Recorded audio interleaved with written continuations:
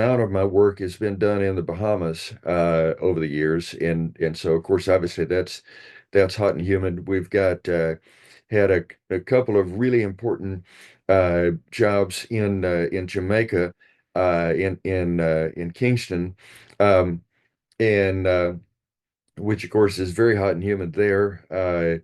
Some jobs in Panama, obviously in Belize with my Hmm. Bay Village, and I sent Greg a kind of an illustrated list of principles for what we did in Belize. Um, and you know, I can go right down the list, but basically everything in on the Gulf Coast after Katrina, uh, you know, most of basically from 2005 onward, um, almost all of my work has been in hot, humid climates. So yeah, this feels like home. Hmm. That you're asking me about places like that. The number one thing is to create a condition where people can do what I call living in season. Hmm. In other words, where you're acclimated at the local environment well enough that when you return indoors on all but the most extreme days of the year, that you may be able to just turn the equipment off and not need to condition because you feel okay. And you know, that's the way our ancestors were for years and years, for century, for millennia. Otherwise, we wouldn't Hmm. exist today. And so the idea is to achieve this, we need to entice people outdoors. It needs to be something they're not doing as a burden or as a chore or as their moral duty to do. Hmm. We're enticing them outdoors into a great public realm where they want to Hmm. spend time, like you know, all the years that we spent in Miami Beach, that you know, just living life. I would easily get 10,000 steps a day just doing the things that you know that were just part of living life that you know got us to the point that literally uh in July I would open up the windows of my studio there, which is right across the courtyard from our condo at the Dixon, and cut on the ceiling fan, cut off the AC, and I was perfectly comfortable in the town where the basketball team is named the Heat. Hmm. You know, I mean, it's just it was it just was living life naturally, and of course that should be our goal in any place with heat and humidity is to entice people outdoors. You know, and that is clearly a a design challenge. In other words, how do you design the place in such a way that people want to go outdoors, Hmm. not that they feel that they have to go outdoors? You know, that really is key. And like with the term walk appeal, you know, it's not good enough these days just to be walkable. Uh, it needs to be appealing to walk there, not just that we're able to walk there. Hmm. And so that's a so we're talking about when I say the public realm, it's everything from the streets to the plazas to the you know plazas and squares and piazzas and so forth. Um, you know, all of the all of the places that you can go outdoors that are not private property, that they should be welcoming you and beckoning you to come and spend time there. So that really is that's the number one thing. Because here's the thing: if you entice people there, the amount of benefits you get from being able to cut the equipment off most most times of the year. Not every, you know, obviously an extremely hot day is going to be a problem, but but it will dwarf the advantages of slightly more efficient machinery. You know, Hmm. by all means, if you have to have equipment, have it be the most efficient equipment you can get. Um, but but if you condition the humans first, as opposed to conditioning the buildings first, then you know that will be something that the benefits are orders of magnitude higher than what it would be by just, a 4% increase in efficiency of, the HVAC or what, hmm a slightly higher SEER rating or whatever. So anyhow, that's kind of that really is the first step, is conditioning the humans first. One of the best things that we can do is to do things that that really are kind of crowdsourced, where you're not having to come in and get a huge grant for billions of dollars and then put in a lot of stuff.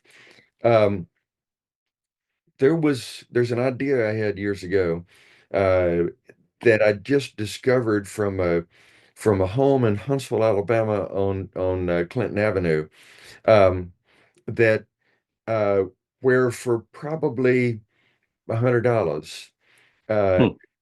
these in a weekend, the folks that live there had had put together a little frontage garden right outside their front gate, right on the Hmm. sidewalk. It had a little red wagon, two or three terracotta pots sitting there with plants in it, a little container, wrought iron container hung over their fence with other little pots, and it created what I call a gift to the street.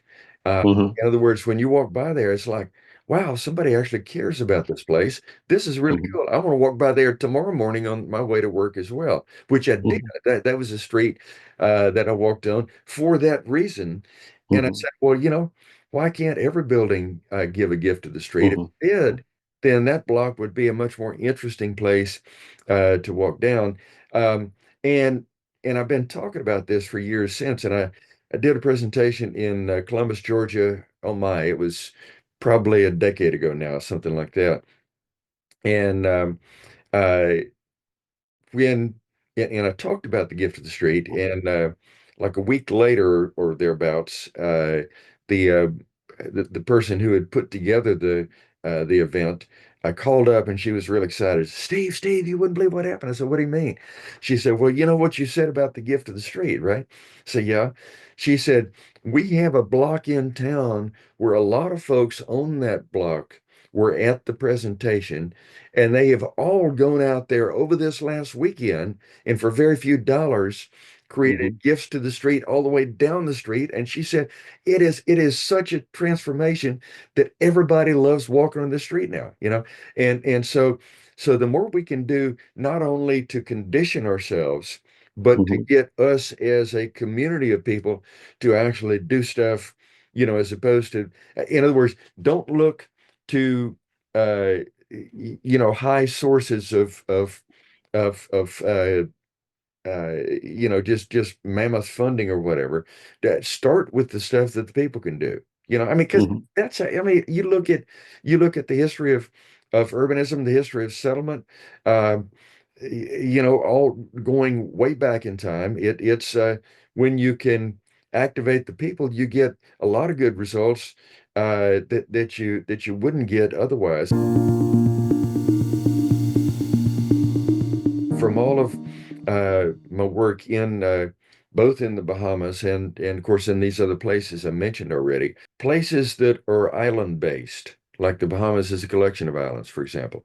Uh, hmm Ambergris Key, of course, in Belize is the same, and I could go down a long list, but island thinking is a really important thing, and what I mean by that is in the U.S. when they're on the mainland, a continental mainland here, same hmm thing applies in Europe, Asia, wherever else.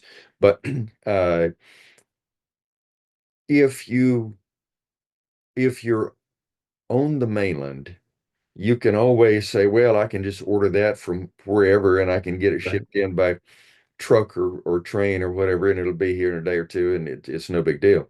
Uh, hmm But when you're on an island, that doesn't happen. And as a matter of fact, if if the essence of your existence is what gets piped in from far away, undersea cables or pipes or whatever, then you really ought to think of yourself as being on life support. because if not for these pipes, we couldn't live here, you know.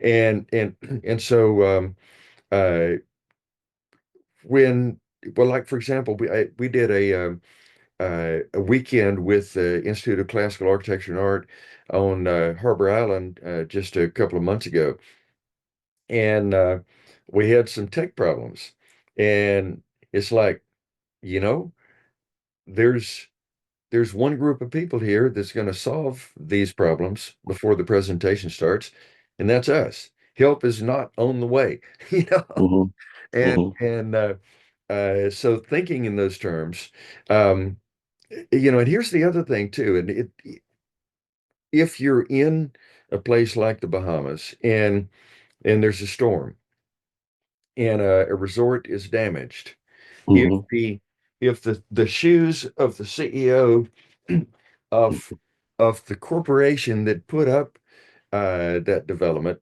sit under a desk in a different nation. Well, actually, you can't see my shoes under that desk, but uh-huh. get that in.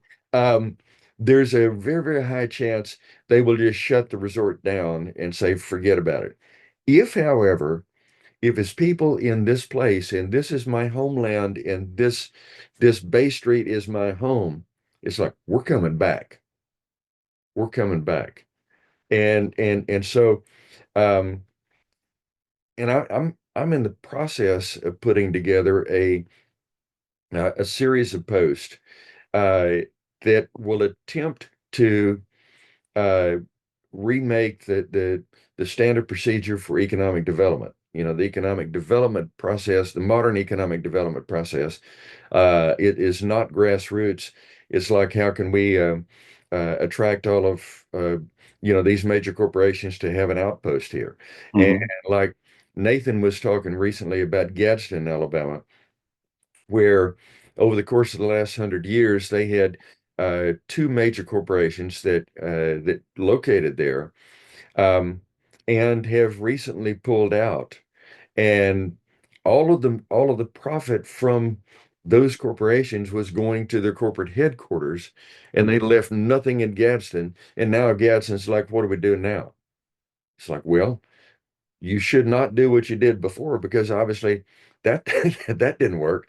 You know, mhm, uh, you need to think about how can you actually grow stuff from the ground up that the owners are the people who are here in town, and not someone, in Pittsburgh or Denver or wherever. I'm just making up, mhm, just randomly picking city names, but uh, and so island thinking, true island thinking is firmly based on the the people of the island taking ownership of their place, uh, mhm, as opposed to just trying to get an outpost from somewhere else.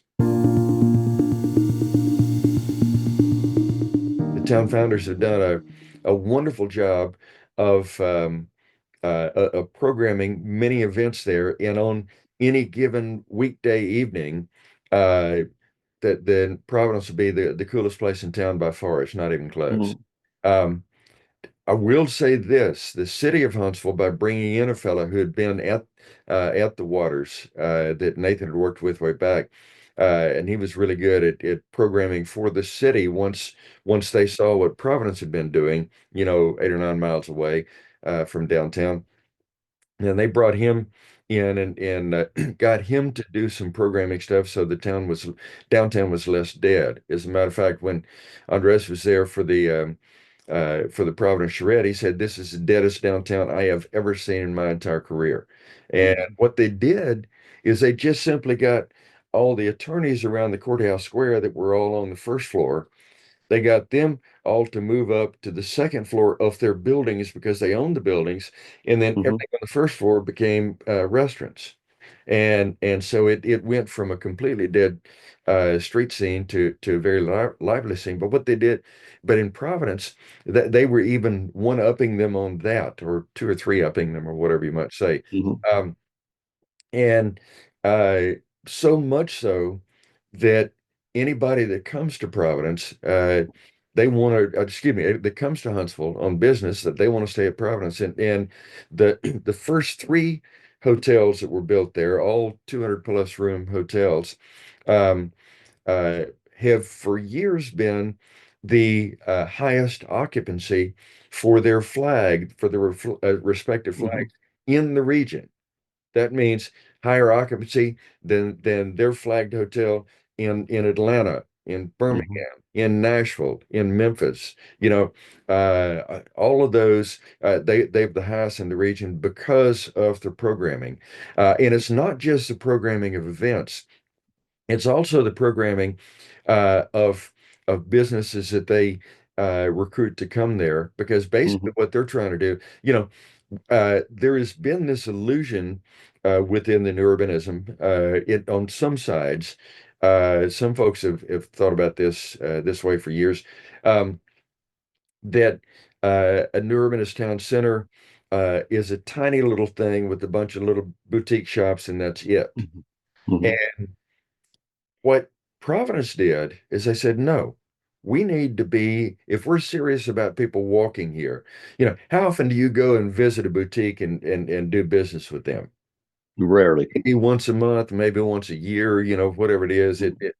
They say, we need to get people here that have establishments that will entice people to be there on a daily or a weekly basis, hmm basic everyday needs. And they've done a fabulous job of that. And as a matter of fact, a lot of the folks um, that they have there are people like what Daryl Davis brought to Seaside, that, like, for example, Modica Market, Mr. and Miss Modica, they were retired. And he had been a manager at I think Publix or Winn-Dixie or a grocery somewhere. And they learned about him and brought him and his wife there, Charlie Modica, and and the business is still there. So it's not national change at all. Matter of hmm fact, about the only national change that he has, or that they have, because it's David and Marcia and Todd. So David and his wife, and then Todd, his brother, uh, are are just the hotels.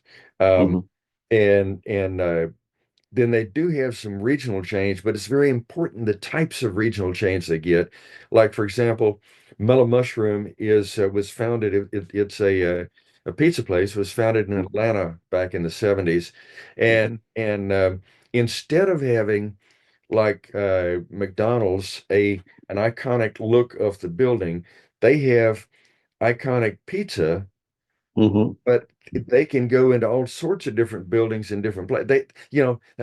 They want it to be an interesting experience that is different from one place to the next, but that's hmm based on their core offering, which is great pizza, great and hmm interesting pizza. And so hmm uh, that it, uh, when they do bring in a chain of any sort, it's a regional chain with that basis of being able to fit into urbanism. And speaking of fitting into urbanism, when the first couple of hotels came there, I had some serious. It is the town architect had some serious head knocking with him for weeks on end to say, hmm look, you're trying to do a hotel in the middle of a parking lot like you would do out in some out parcel of a mall somewhere.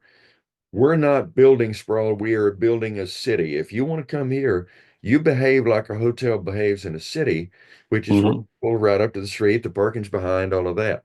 And hmm and they eventually did that, and that was key to the vibrancy of the place, with hmm the fact that they were supporting the streetscape. They were making it a very interesting place to walk.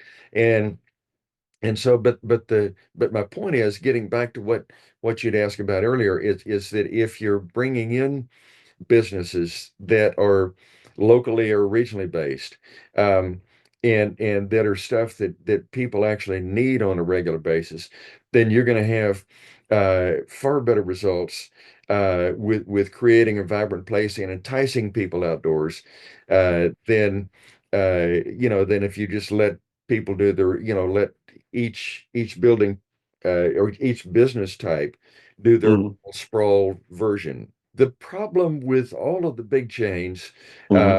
is, or most of the big chains, other than the ones like Mellow Mushroom, is they all have their iconic look of their building. A Walmart Supercenter looks Hmm. like a Walmart Supercenter, and even Right. what they call now their neighborhood centers still look like the Supercenter, except just smaller. It's a mini me, Hmm. you know. Hmm. And and if you do that, if you let them come in with their iconic look, Hmm. it'll be like Anywhere USA. Hmm. And that, by definition, that creates boredom, and nobody gets enticed into a public realm that is boring. They don't. Hmm. They just don't go there. They'll stay Yeah. inside and, watch TV, get on the internet, doom scroll on their phone, whatever.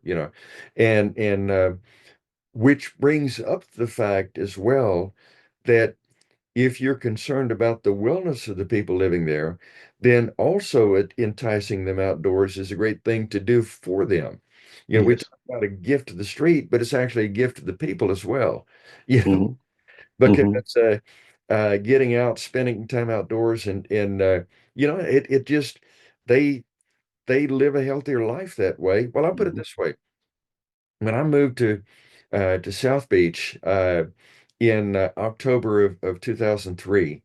Um, at that point in time, uh, I weighed about 245 pounds. I was a uh, very out of shape, unhealthy person that probably would not have even lived into this day uh, had I not moved to a place that was enticing me out to walk as just a part of living life. Um, Hmm. and it wasn't too terribly long. I mean, it was several months, but in a few months, I'd lost 60 pounds, and Wow. uh, it was transformative, just by getting enticed outdoors to just living life. It's not. Hmm. I didn't have a special routine or whatever. I did go out and run, but that was other than that. But I just love to run, Hmm. and Hmm. but so yeah, it is. There are so many benefits. As a matter of fact, uh, in what I sent to Greg, there were, I was talking about a number of different principles behind what we did at Mahogany Bay, and with the pictures. But the fact of the matter is when I was talking about the reason for one principle, then it was tied into another principle, tied into another principle. You go right along, right around, um, and there's so much interconnectivity when you do stuff right in the urbanism Hmm. of a place. Then there are so many things that are so connected to so many other things, like street trees, for example. That I mean, I could just go on for days talking about the benefits of street trees. Um, and it just is a very long list that I probably haven't learned all of it yet. I'm quite certain I haven't learned all of it yet. And so uh, everything about the original green is very highly interconnected, you know. Hmm. So it's not just this is connected to that and that's it. It's just interconnectivity on many levels Can that you take a couple of those principles and elaborate on them? Like draw the circle? Yeah, yeah, exactly. Well, like for example, speaking of street trees, I mean, one of the things about them that they do is both by their transpiration of putting water vapor into the air, like Hmm. a like a misting fan at a restaurant on South Beach, where you're blowing the mist down upon the people that are eating there. It cools you off, and Hmm. not only that, when you're shaded, as opposed to getting direct solar input from the sun, that then you're avoiding the radiant heat, which really is a comfort burden. And then there's also, and again, I could go on, like I said, I can go on for days on this, but in a on a neighborhood street with at least one street tree on a block.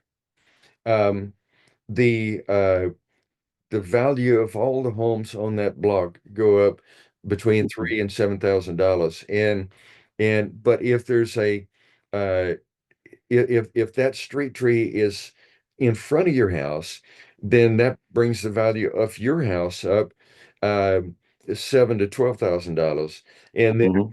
if there's street trees on the entire block, then everybody's value goes up like $20,000. And so it's not just human comfort, it's not just enticing people outdoors and such. It's actually economic benefits to, Mhm. and then also if there are street trees on the entire block, the crime rate on that block versus a block one street over that doesn't have street trees is going to be 10 to 12% lower. Um, so I mean, it just there's so much interconnectivity between all these things that this one element that is the street tree will do for you. Um, and a one thing that street trees actually benefit greatly, that is another one of what I call the silver bullets of urbanism. Street trees are one. Uh, but another one, because it has so many interconnected uh, benefits, or sidewalk cafes. Because if you Mhm. for so many reasons. I mean, here's the thing. It is interesting walking on a street that is lively where a lot of other people are walking on the street. But someone walks Mhm. towards me and I'm walking towards them, I will see them for a few seconds and then they're gone. They Mhm. passed into the behind me and into my memory, if I even remember them at all. People at a sidewalk cafe, they might be there for an hour, not just a few seconds. And nothing is so interesting to humans as other humans, you know, and and so they carry that interest benefit in terms of time into a much longer time, so it benefits everybody on the street. Then also, what is happening is you are benefiting the local economy. I could just go down. There's a very long list of all the benefits of sidewalk cafes, and and there's something that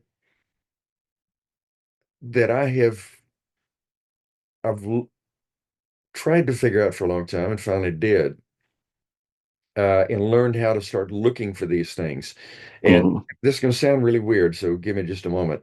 But Okay. uh, basically, how do you find simple indicators of complex conditions?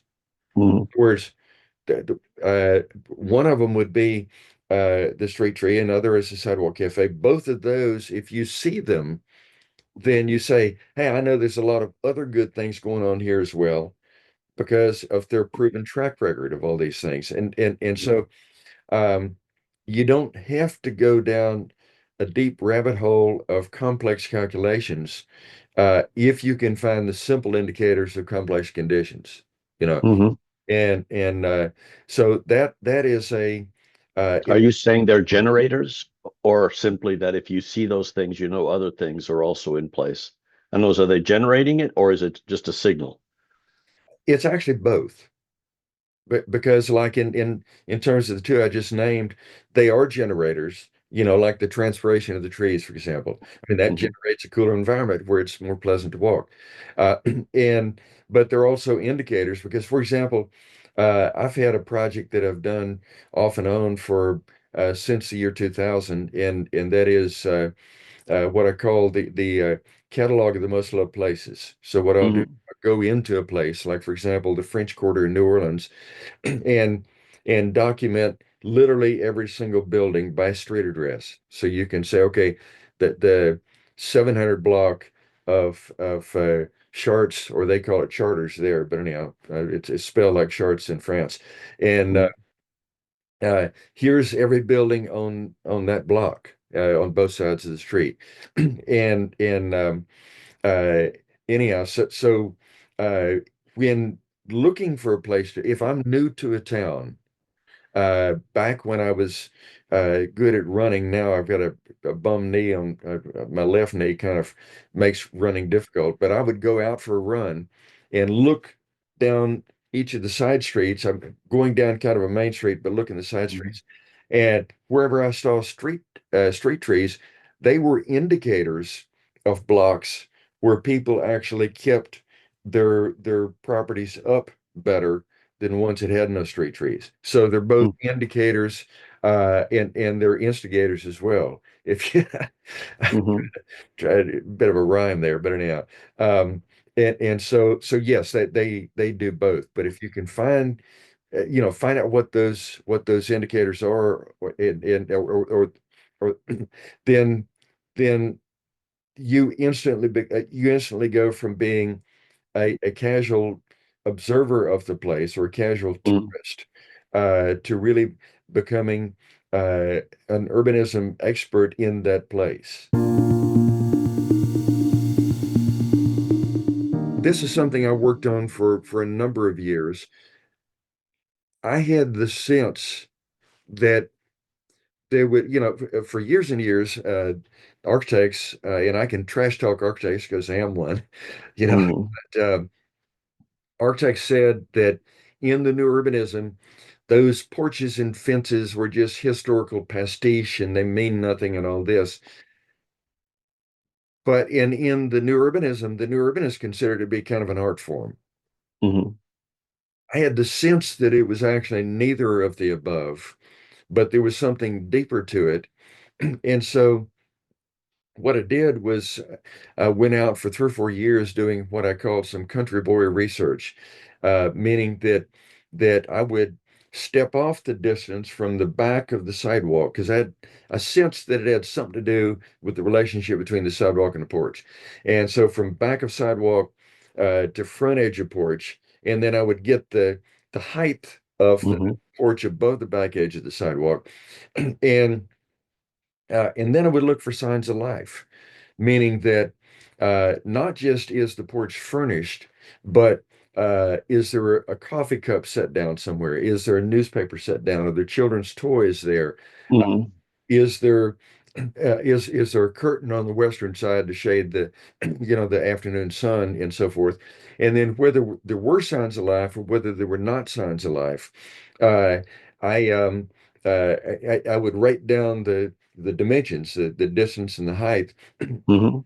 and um, so I can actually uh, predict the places upon which people would sit on their porch. Mhm. And and the idea was that um, if you do have people that feel comfortable sitting on their porch because of the geometry, it's not pastiche, it's not an art form, it's just the geometry, the pure geometry of back edge of sidewalk and front edge of porch. And then other things like, is there a fence? Is there a hedge? Is there a wall? Or what kind of railing do you have on the porch? It could be none. It could be a picket railing. It could be one that is mostly solid. Um, then then you could reliably predict if people were going to sit there. And then when they did, and I have a great shot from the waters of Mhm. two women visiting, one on the porch, one leaning on the fence. And once they finished their visit, um, I walked over to the woman who was still on the porch and I said, "Hey, I think I got a pretty good shot here. Do you mind if I use it?" And she said, "No, that's fine. No problem." And I said, "Well, let me ask you this. The woman you were just visiting with, was she a friend of yours or what?" She said, "No, I was just meeting her just then." Mhm. Now, when heretofore strangers actually get in a conversation because the geometry is right, Mhm. then that conversation uh, can lead to friendships, which can lead, or at least relationships and then friendships, which can lead to people acting like neighbors again. So, Mhm. and that's the reason that in places where we've gotten this right, there's, unlike typical suburbia where one person on one side, one on the other, and one across the street, and that's about it.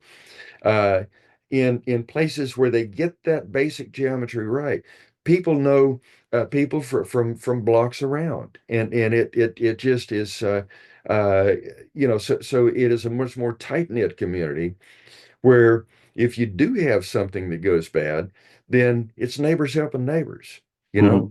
Hmm. It's like L.C. Clemens is up in the mountains in North Carolina, Western North Carolina right now, Swannanoa, uh, helping with the recovery from the unthinkable, which is how in the world does a hurricane get up into the Rocky? I mean, into the Smokies? Yeah, just like I know. Yeah. and The place you go to get away from hurricanes. right. What is that geometry? Do you have a height? Like you have a hypotenuse essentially, and that's got a height and a length. The Well, triangle. it What's the it length and the height of the triangle? yeah, it's a curve. It's not a straight line. And so basically, when you're right out at the sidewalk, uh, Hmm.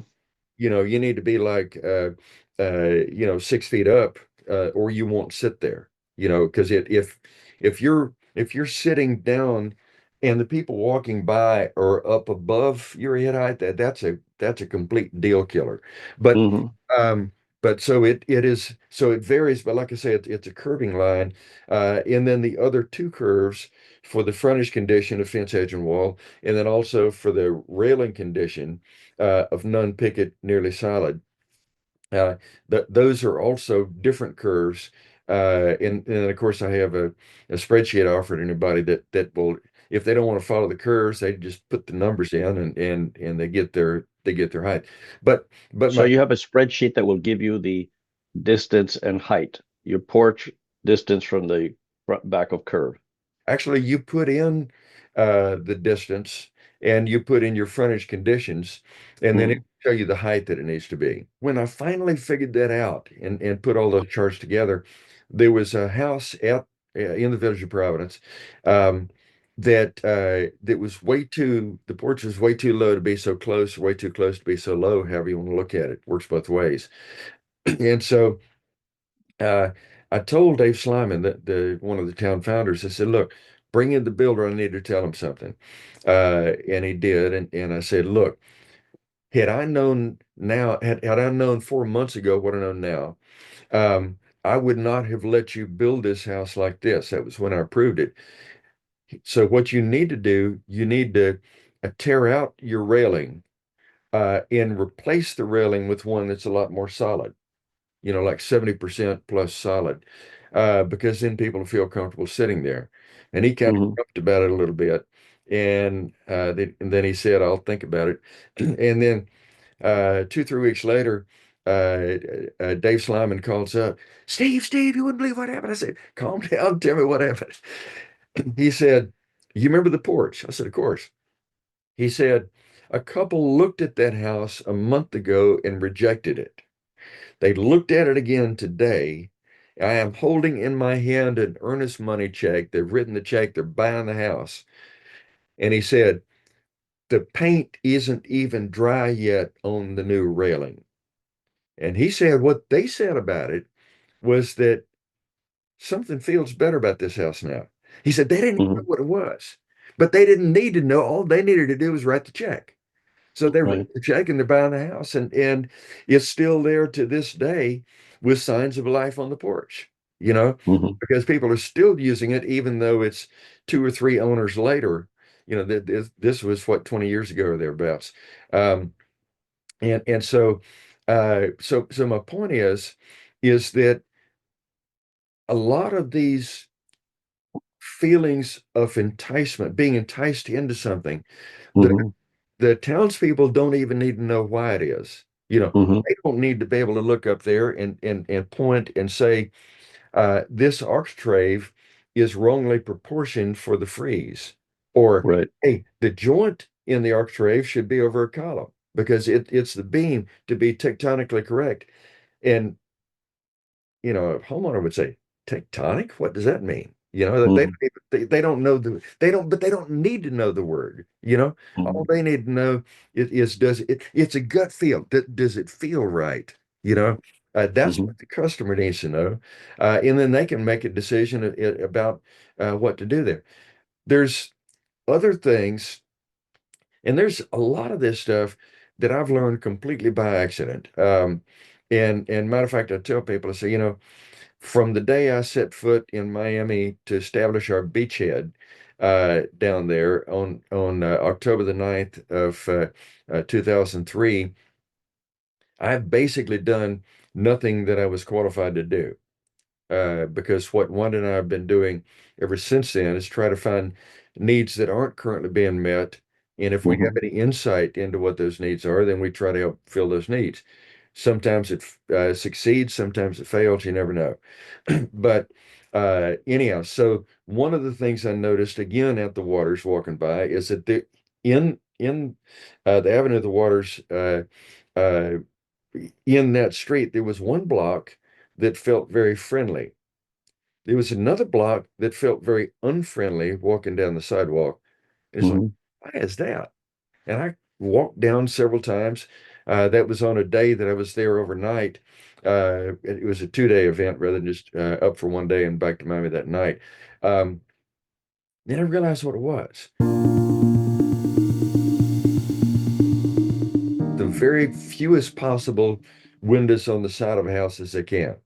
Hmm. Almost blank walls on the side, and then they put all the fancy stuff out on the front, and and so, but what I realized was that the friendly block was the one that had side windows in the first 8 feet of the wall, so that as you're walking down the street, You that see them. that you're seeing windows, you're not just seeing blank walls. Hmm. And but in my pitch to get people to put windows where they ought to be, I mean, now it's a requirement. It's just like, Hmm. you got to do this. If you want to know why, I'm happy to tell you why. Matter of fact, I do tell them why. But Hmm. but yeah, but what happens is if you ask, of course, what it does is that in those rooms, whether it be the living room, the dining room, whatever it is, those two front corner rooms in a house, um, if you're bringing light in on two sides, then it makes what's in the room more beautiful. Also, if you were to ask a historian to tell you about the window panes in those windows, then a historian would talk to you about glass making technology in 1810 versus 1870, and they would explain it that way. If you're anybody except a historian, then your eyes kind of glaze over and you say, whatever. If, however, and this is really, really key because the historian's explanation is a story of the dead. Okay, it's like what dead people did in 1810 and Hmm. 1870 or whenever, who they're not even around any longer. I always want to tell a story of the living for the living. Every pattern book I do, the pattern books that are just random historical styles, or books of the dead, because they're what Hmm. people did, and in these different eras that you're copying from. But a living tradition book is the book of the living. And so the question is, if you run across something like window panes or whatever that you're saying that I think there's some good benefit here, uh, then first of all, ask the question, why the old folks do it? If it's just the technology of the day, guess what? That's all changed anyway. So that's immaterial. But then you would say, why else might have done that other than technology? And then does that reason still exist today, or is there another reason like it that exists that would be interesting to the humans? So in terms of the window panes, including the windows on the side of a house, um, when you have muntins in the windows, that diffuses light coming into the room, Hmm. making everything in the room more beautiful, including the humans. Hmm. For every living human, that's an interesting piece of information because Hmm. if I'm making everything in the room more beautiful, including me, and including my friends and family, uh, Hmm. you know, that's useful information to me. But if you then also tell them that, well, for every mutton you have, that's more money. Okay, so if you have a 12 over 12, that's a more expensive window than a 2 over 2, obviously. Hmm. And so then what you've given them is the two sides of the cost benefit equation of Hmm. what benefit do I get and then how much I'm willing to pay for it. And that's something, again, that every human living today should have some thoughts on that, an opinion on that, and be able to make choices based on that. So everything we do today ought to be a book of the living for the living, not a book of the dead for those who are no longer here. And Hmm. and so that's a really important thing when you're thinking about how do I code for the urbanism of a place? Hmm. Always code for the living. You know, for example, I have here in my library, actually, it's over here, uh, but I have probably 30 books uh, on New Orleans. Almost all of those books. Now, to me, I'm I love to collect books with ideas, Hmm. but granted, most of those ideas are dead ideas. Okay, Hmm. so in those 30 books, almost every one of them is about um, why they built the way they built in these different eras, uh, Hmm. in the Garden District and then the French Quarter and then these streets in the French Quarter and so forth, and it just goes right down the list and Bywater and so forth. And so to me, um, they're interesting, but they do little or nothing for regular folk, which is why I'm one of the few people that actually in the state of Alabama has all those books, you know, Hmm. um, because I'm not normal, and Hmm. and and I'm okay with that, So, um, but the the real benefit to the best book on New Orleans would be one that is a book of the living for the living. And basically books like that are very few and far between. Matter of fact, I think I mentioned it earlier in the ICAA event on Harbor Island a couple of months ago. Um, and it was based on the book we had written, A Living Tradition Architecture of the Bahamas, which the title is not marketing fluff. The title was an aspiration to help foster a new living tradition Hmm. based on the regional conditions and climate and culture, and that's what actually has happened. And but before leaving, um, the ICAA, they said, we need this for other regions of regions across the U.S. And of course, we've been talking about that for a long time. And um, I did a map of the U.S. based on differences in regional conditions in climate and culture. If you just look at the NOAA climate map, it only has 4 or 5 regions of the country, something like Right. that. But if you take, like, say, for example, what would be the Eastern Seaboard, and I know that culturally, what you get in the coastal cities of say the Carolinas up into Virginia and such, the culture there is very different than the culture is when you hit the Appalachians. Even though the climate Hmm. may be the same, the culture is very different. Um, my mother grew up in the hills of eastern Kentucky, for example, and those folks aren't a bit like those who are living in Richmond, Virginia. Yeah, Hmm. it's two completely different cultures. So when you say, anyhow, we got this series of maps, and then even had uh, a a work project recently, um, where the folks in I was a consultant, and in the two partners or two of the partners in the company, they had when I told them about this, they said, "Well, hey, would you consider doing a highly calibrated book for this little piece of this state where we were?" And I said, Hmm. "Yeah, of course." And so, but anyhow, I'm of the opinion that the most helpful thing that we're probably able to do for the rest of our lives, however much time remains, and I hope it's a whole lot, but is to create a series of these books for regions and across the U.S. and then calibrations for the subregions and so forth, Hmm.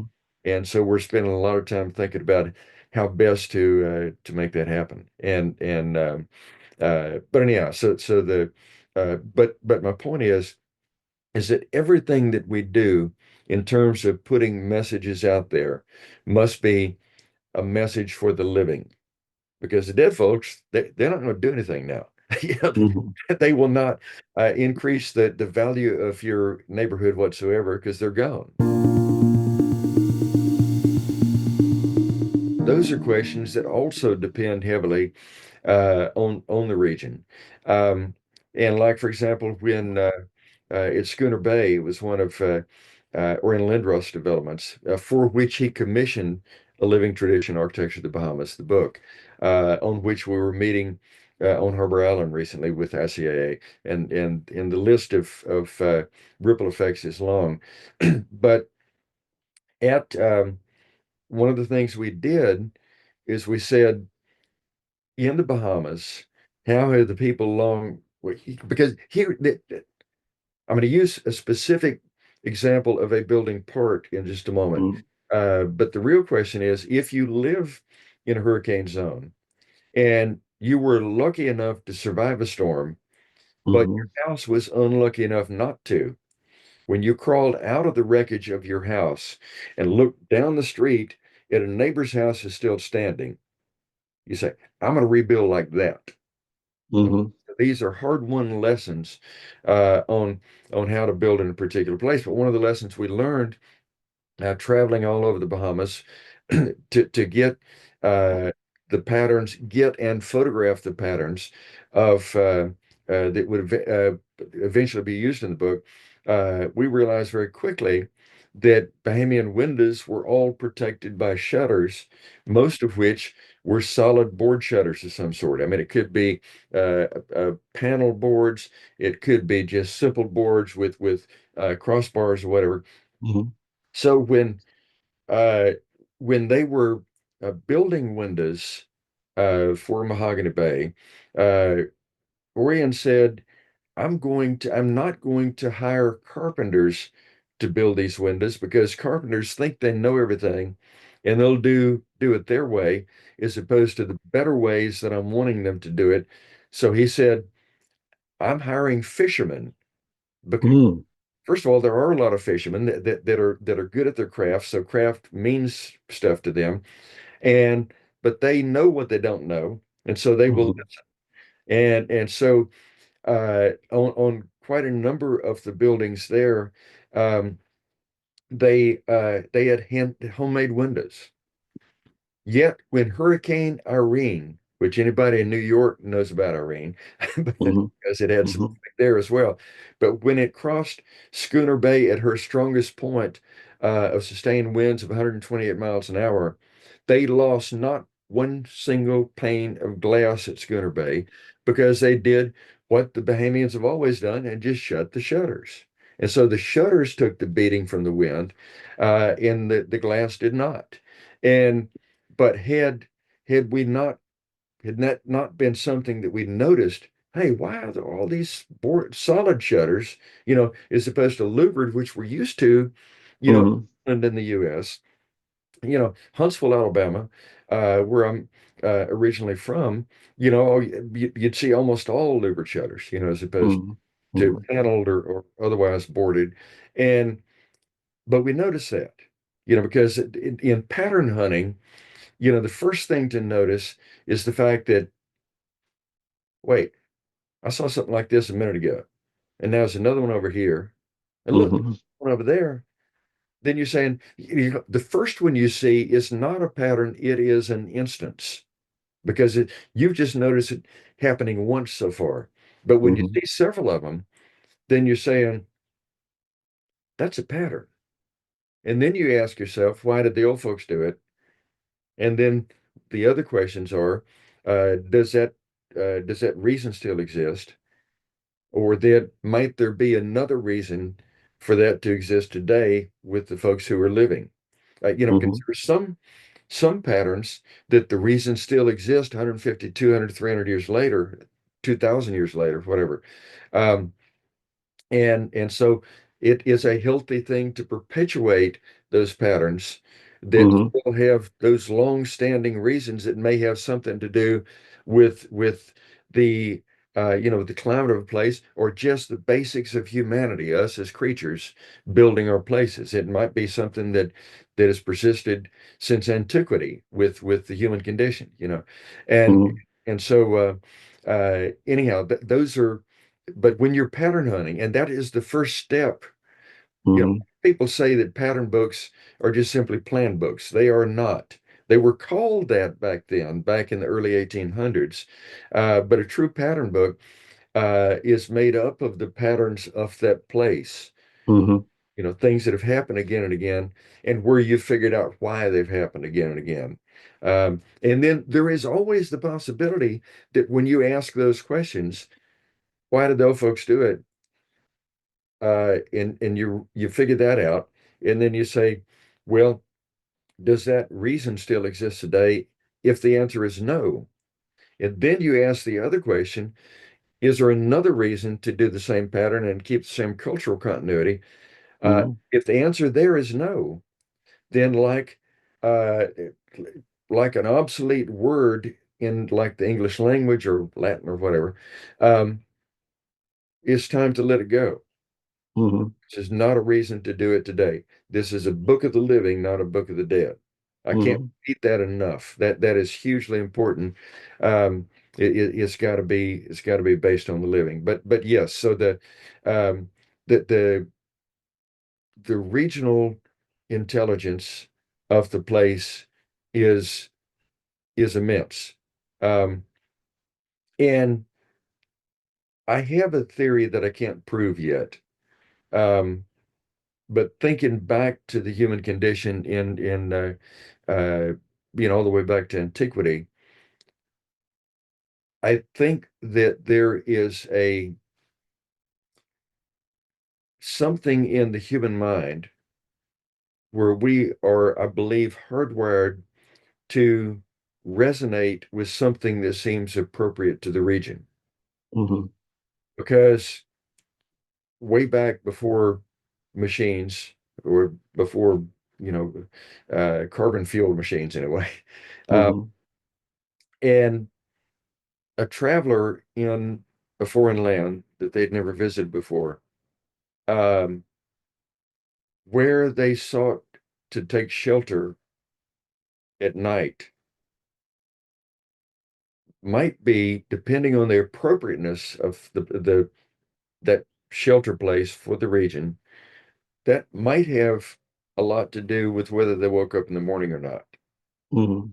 So I believe it's a survival instinct Hmm.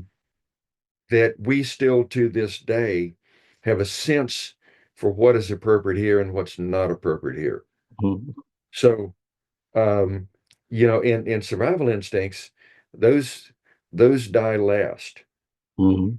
I mean, and so it behooves us to be designing urbanism and the architecture that inhabits it that is highly appropriate to a place, unless, of course, as I said before, you're building a resort where you're trying to escape the place. Hmm.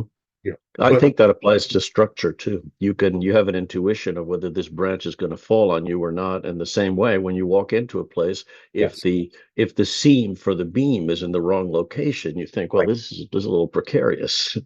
Well, and I'm writing a book right now for the University of Alabama for the classical work that they're doing here, um, where if you look at all the old buildings, they got all this stuff exactly right.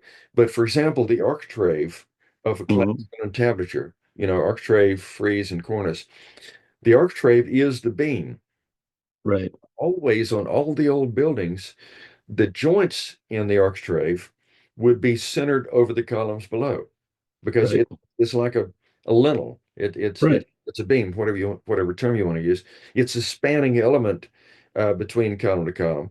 Um, but now, of course, that the people that are doing, whether it's limestone or whether it's precast concrete, whatever it is they're doing, they just try to put it up in as many little pieces as possible with a bunch of joints and stuff, none of which are where they belong, you know. Hmm. And so things like that are not particular to the region. There are also principal structural or tectonic principles like that that Hmm. apply for all time, from antiquity to today, and for all place around the world. And Hmm. so some things are not region specific. So I need to make that distinction really clear. Right.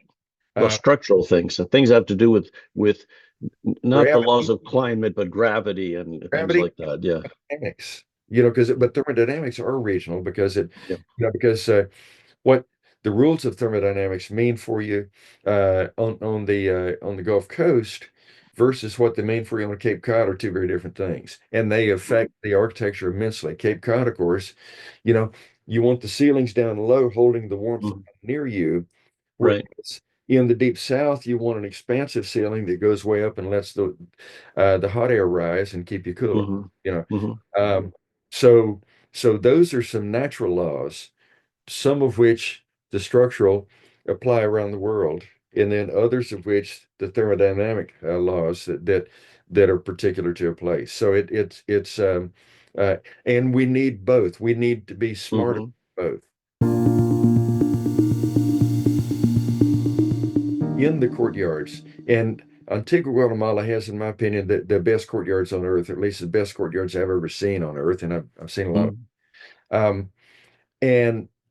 so what we noticed is that uh, in a hot and humid climate, if you have water, then there is a psychological cooling effect to water Hmm. nearby. And 2, 3 years after Alice Beach had gotten started, I was down there for some event, forget what it was, and had a conversation with the woman who was a homeowner there. And I told her that story. She said, "Oh no, no, you don't understand." She said, "You have built these courtyards to be so private um, that if this pool over here, it isn't just a reflecting pool. Uh, if I get a little uncomfortable, I just take off on my clothes and get in the pool. So it has a physical cooling effect as well as a psychological cooling effect because Hmm. privacy is so great. Basically, Hmm. what happens is every courtyard in Alice Beach passes a naked test, which means you Hmm. get naked and not get arrested because nobody will see you. You know, Hmm. so Hmm. but yeah, the uh, courtyard buildings, building compounds.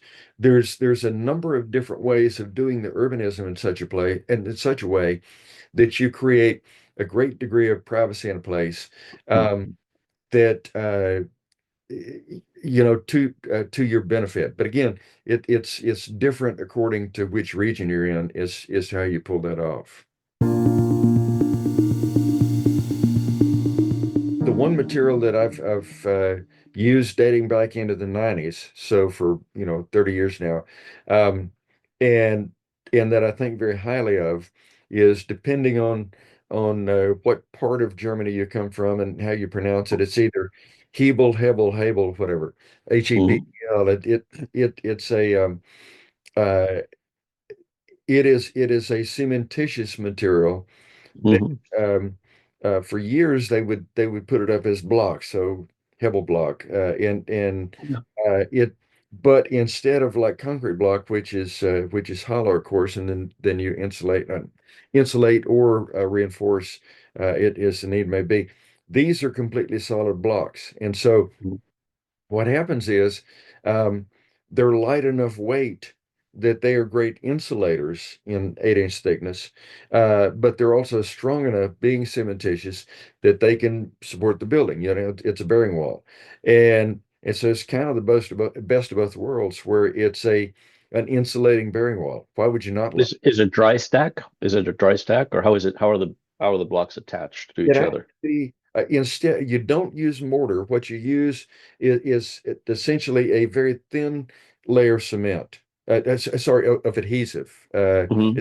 cementitious adhesive, but basically Okay. You sit it, and it's you do it running bond, so it's uh, you don't have any vertical joints all the way up, and I've done that in not many times because it is a bit more expensive.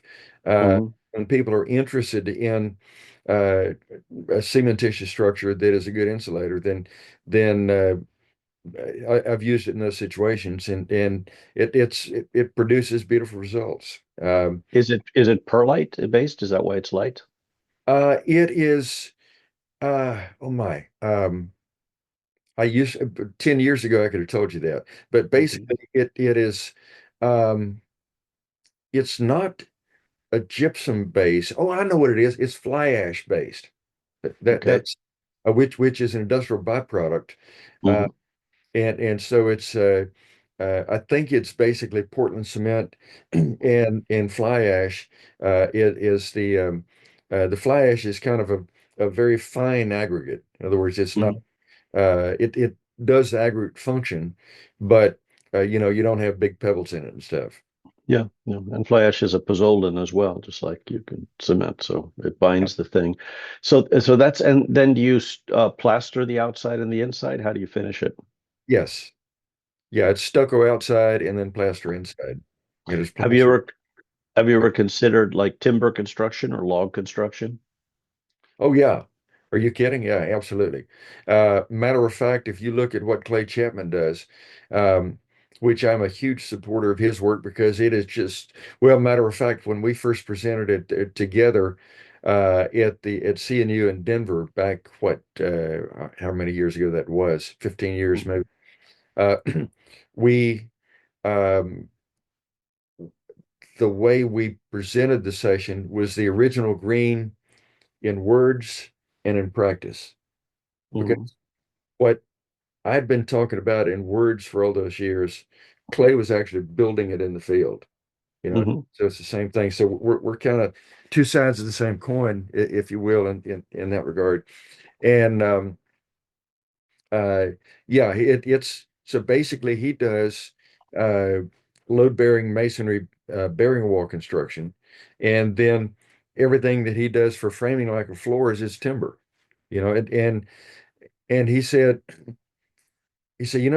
Steve, um, it's not that much more expensive because if you look at it, the interior of a structure needs, if it's going to be a truly adaptable building, it needs to Mhm. be adapted to be many different things over time.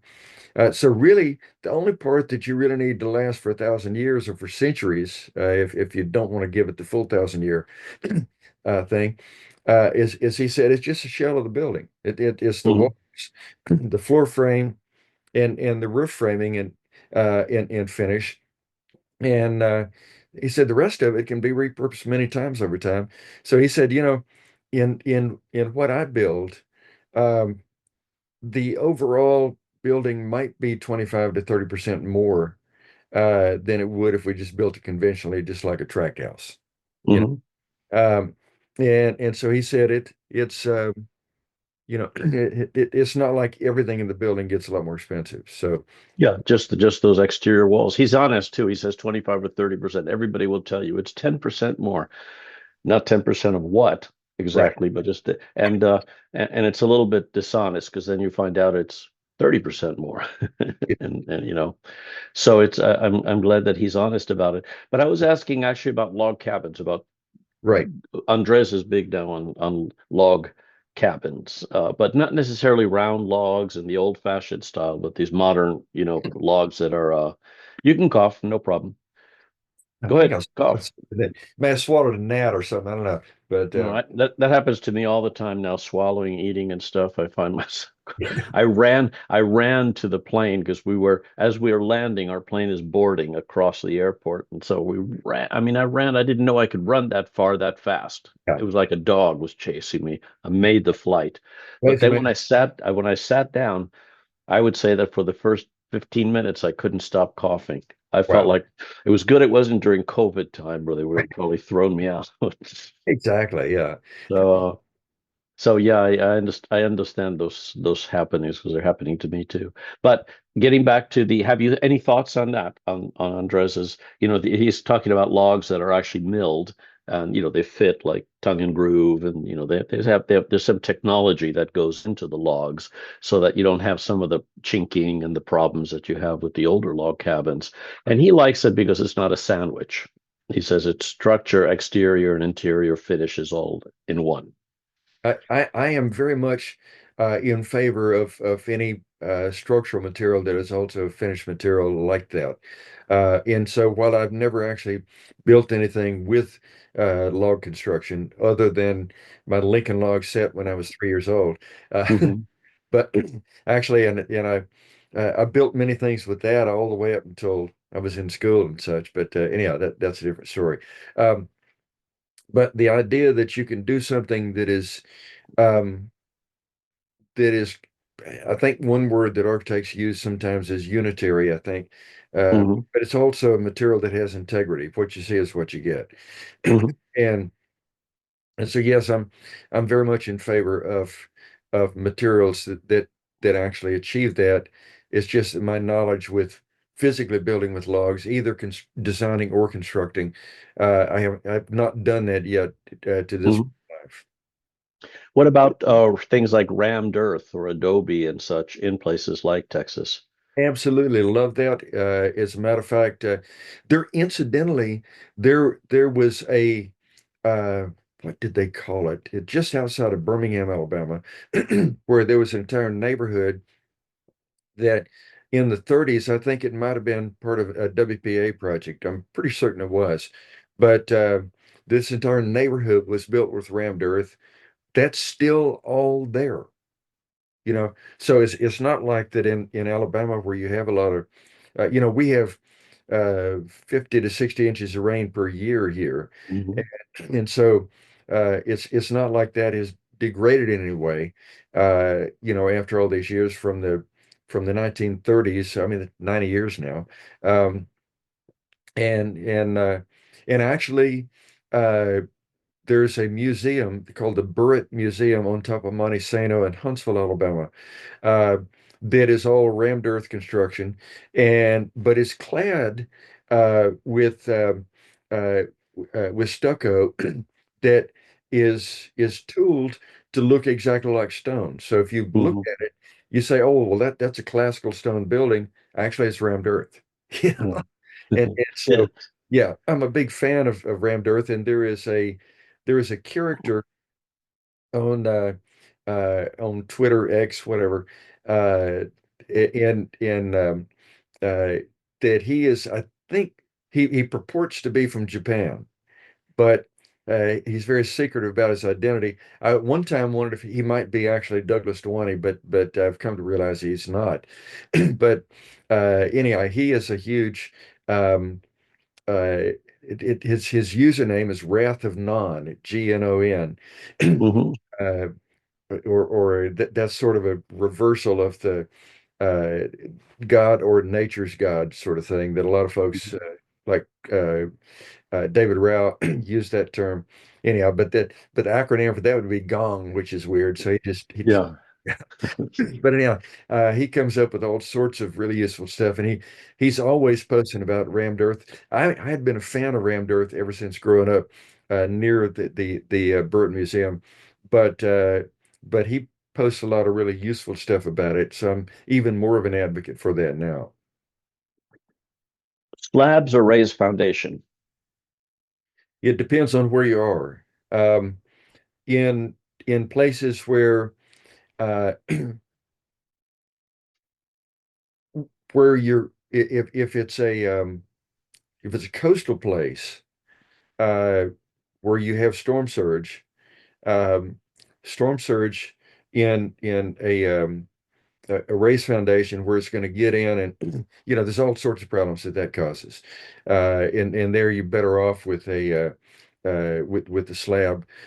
So that really is a regional question. It's not an overall overarching question. Now, places are all built on slab. For example, most of Texas is built on slabs. California's on slabs. Arizona's on. Is that really a regional adaptation or just follows tract building It economics? follows track building economics. So there's nothing regional about it there. Um, except in places near the coast where you do have to worry about the storm surge. But other than that, yeah, it's just building the cheapest, and it's building in a way when it's slab on grade, it's building in a way that you can't possibly get the dynamic between porch and sidewalk. Right, That's impossible if it's all right. the same level. And it So would you build then raise foundation if the storm surge or other conditions didn't dictate the slab? actually, here's another answer you probably didn't expect. That house that I mentioned that we built right after school in the 1980s. Um, we built the level of the house, the floor level of the house, up so that we had the right relationship Hmm. between porch and street.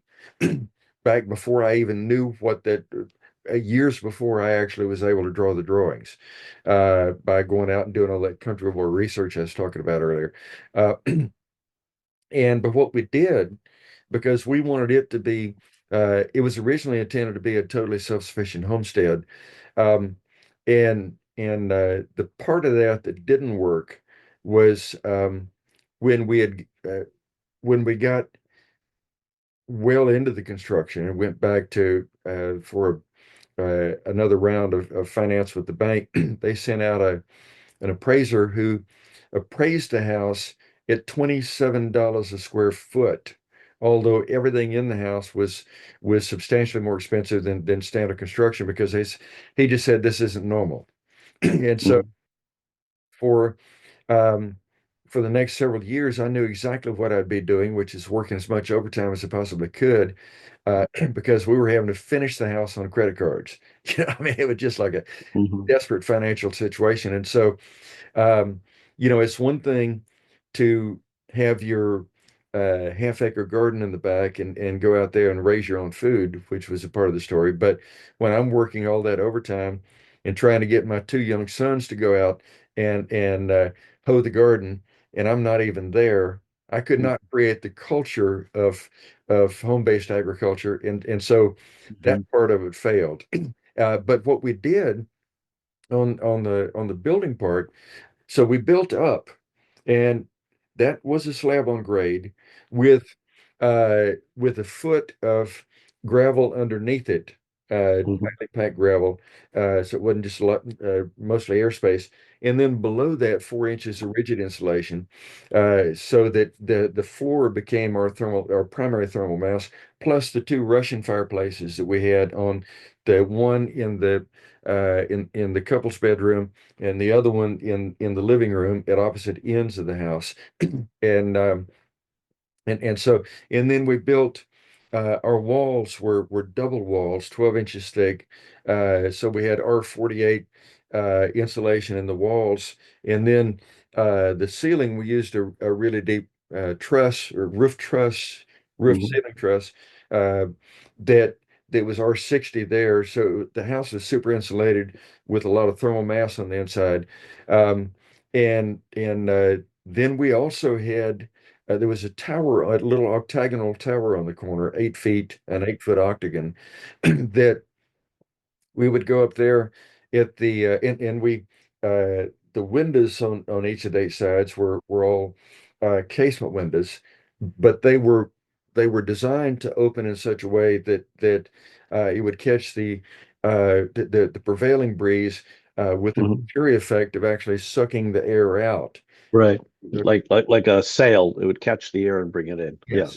And so what I do is in the evening, kind of late in the afternoon, early evening, I'd go up there, I'd open the correct windows for the wind direction that day, and then go downstairs and just open a couple of windows there.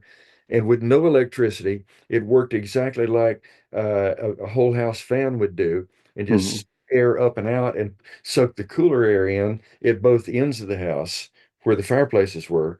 It's the most extreme ends. And so very often we would have months where our electric bill was as low as $17. Um, Now, granted, the electricity came from TVA because we were in North Alabama. So it wasn't like it was in a high energy cost area because of the uh, the dams in the TVA system that provided electricity. What we did on this house was because it was more vernacular, there is a relationship between on the vernacular classical spectrum having to do with roof slopes.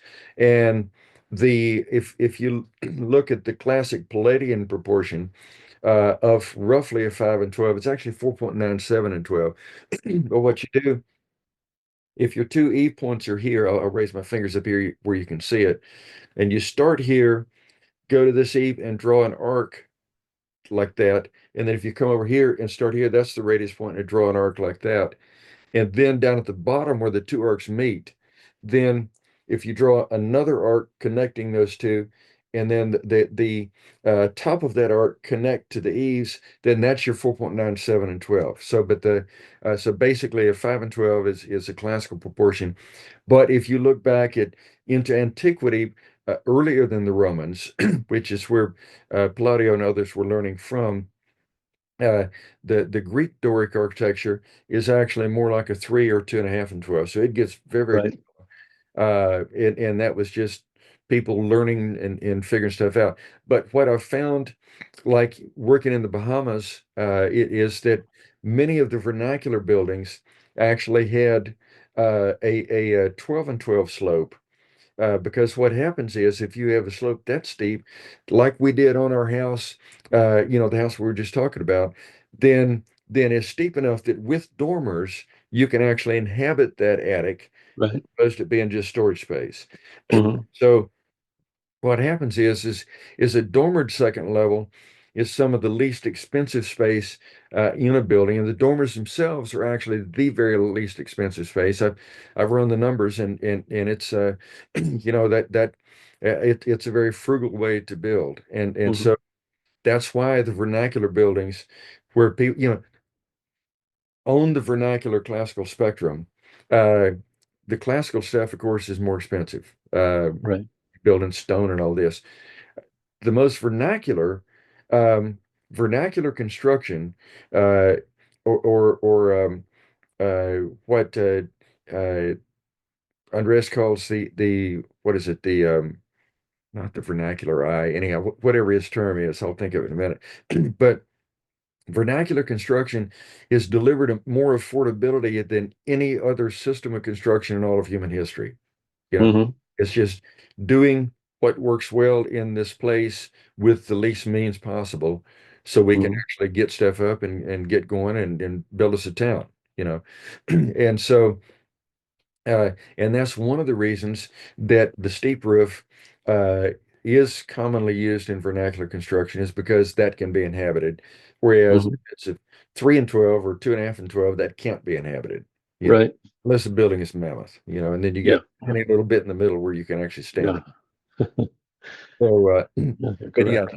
that's but then the lower roofs, the secondary roofs, uh, Hmm. where like the porch roof is like a 3 and 12 because what we Right. wanted to do out on the back porch, which faced south, we wanted to raise the eave of that up high enough that we could get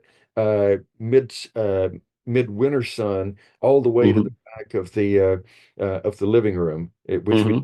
and of course that whole floor was quarry tile on 4-inch concrete slab on that on the stone on 4-inch rigid insulation. So that was our thermal sink. So if you don't get sunlight on all of that, then you're not really doing as much good as if you do. So that's why the shallower secondary roof helped us to actually get the sun all the way back to the back of the living room. This is the number one question to ask about a new development, wherever it is. Is it a resort where you're trying to build a place where people can escape from the everyday? Hmm. Is it a hometown that should be based on the best of how we build here in the communities that we've loved the longest and valued the most? You know, what I've called the most loved places. And until you make that decision, is this an escape or is this a hometown neighborhood? Then you don't know Hmm. what to do. You don't have a clue what to do. And so, um, but if you're looking to do something that should be native to that place, and that's something that almost nobody gets in the new urbanism. I say almost nobody. Uh, there's a lot of folks that don't pick up on it. The fact that um, that is a key decision. Andres obviously does. He's been talking about that for years and years, and but the number of really dedicated hometown neighborhoods created in the urbanism where it should be a hometown neighborhood, and it is, Hmm. where that's been successful. That's a few and far between number of places, and Hmm. so that's a skill that more new urbanists need to get a whole lot better at. Most of them, I say most, there are many that do not even realize that that's an important question, in my opinion, Hmm. from what I've seen in various places, and so that's question number one when founding a new place. Now, you're familiar with the work that Corkett has done with Sure. form-based codes. He has a book called Crafting Form-Based Codes. In that book, he has two chapters, one devoted to hot, dry, one devoted to hot, humid climates. And he talks a lot about, from a form-based perspective, the way that the buildings are configured, Right. right? And so, he talks about, like, coding buildings for narrow areas that create breezes and, things like that. Are there any things like that that you can think of or share? Oh, by all means. I mean, uh, that should be a lengthy textbook of how urbanism should adapt to places of these types. For example, um, I'm going to use one example that is uh, not exactly in the area that Greg is looking to develop, but in Mhm. Charleston, South Carolina, um, the what they call the single house, that in other Mhm. parts of the country we call it the Charleston side yard. Um, Mhm. and they do two things. Number one, um, because of the fact that the side yard is on the south side of the house, that tells you many things. Number one, your veranda can actually give you shade in the summer, so it's cool, or it gets sunlight in the winter, when you need some warmth indoors. Um, but there's where you do social things. And so, therefore, if they have a term called North Side manners. That means if you got any manners, you won't put windows on the north side of your house where you can spy on your neighbors. Or if you Mhm. put windows there, that they should be obscure or high off the floor so somebody wouldn't be looking out again spying on their neighbors. But what also happens, because of the fact that in that region of the country, um, the summer breeze tends to come out of the southwest, then a southwest if you have houses that are going east to west, and Mhm. this breeze is coming out of the southwest. It kind of glances off the house, and it gives you a Mhm. breeze all the way down the veranda. But then the winter winds are going to come out of the northwest, and so it deflects off of your north wall, and so you don't. You're not out there being uncomfortable because of a Mhm. chilly breeze in wintertime. And so uh, just that one element of the house type of an east-west house with a veranda on the south Mhm. does so many things like that tie into comfort, that tie into culture, that tie into frugality of, how do you spend back then? How do you need less wood to burn in the fireplaces to keep it warm in the winter? And or but then the frugality of also needing less to have someone sitting there hand moving the fan over the dining table, the big Mhm. they pull, they pull on Hmm. the rope. Hmm. Sitting at the table can be more comfortable. So you need less of that, if the house is just laid out right. And so, yeah, I mean, um, those types of lessons, um, actually, Andreas had asked me years ago to put together uh, the ecological pattern book is what he called Hmm. it at the time, and Hmm. basically it was a lot of patterns like that are appropriate for certain regions, and then like Oriental Lindroth, that I worked with for years and years in the Bahamas. Um, he called it the ecological dividend was the term that he used, but basically it's all these same patterns that let you save a lot of money uh, by making a place more adaptable and also more lovable to the people that would live there. Because it's like, yeah, that's how we built here. You Hmm. know, And why? and why? Yeah, because if you having the why, Hmm. the we do this because part, um, that turns a warm fuzzy into hot-blooded advocacy where you say, yeah, we're going to do that here, as opposed to, Hmm. it kind of feels good. I kind of like that, but you don't know why. Then you don't act on that. But if you do Hmm. know why, then and we've seen situations in places where I've been town architect uh, since the early '90s, where uh, the people in a place that have been there for a while, they help other folks would would be coming into the place. They help them understand, hey, here's why we do what we do here. It's like, oh, okay, that makes sense. You know, and, Hmm. and I'll say this with a principle-based approach, which is putting out the why. Um,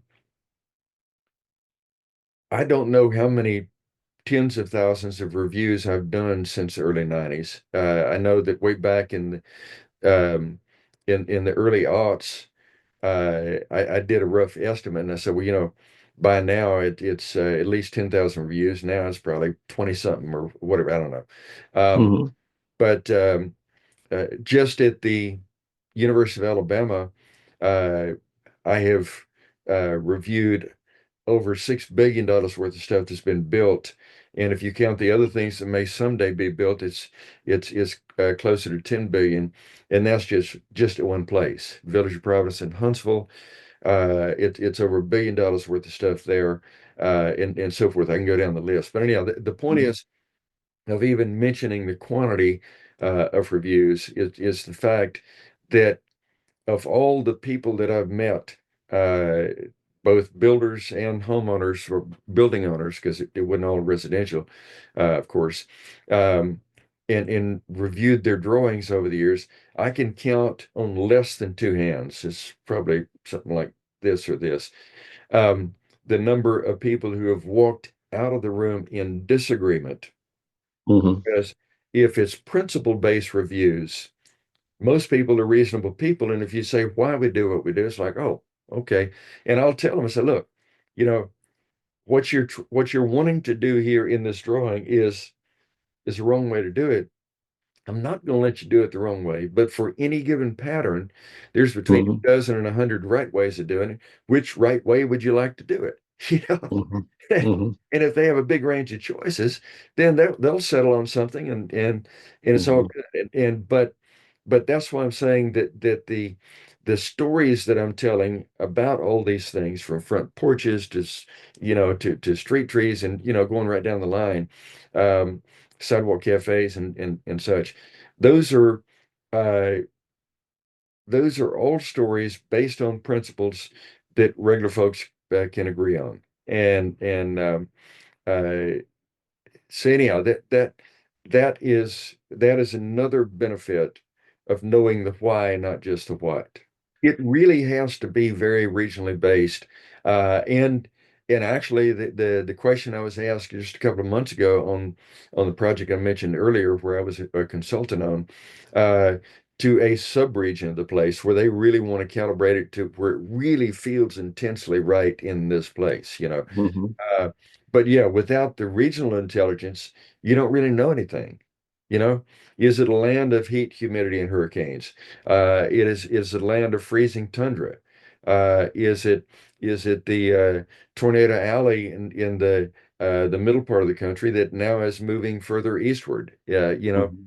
Are we talking about the West Coast with its earthquakes and so forth? I mean, you go right down the list of things that make one region different from another.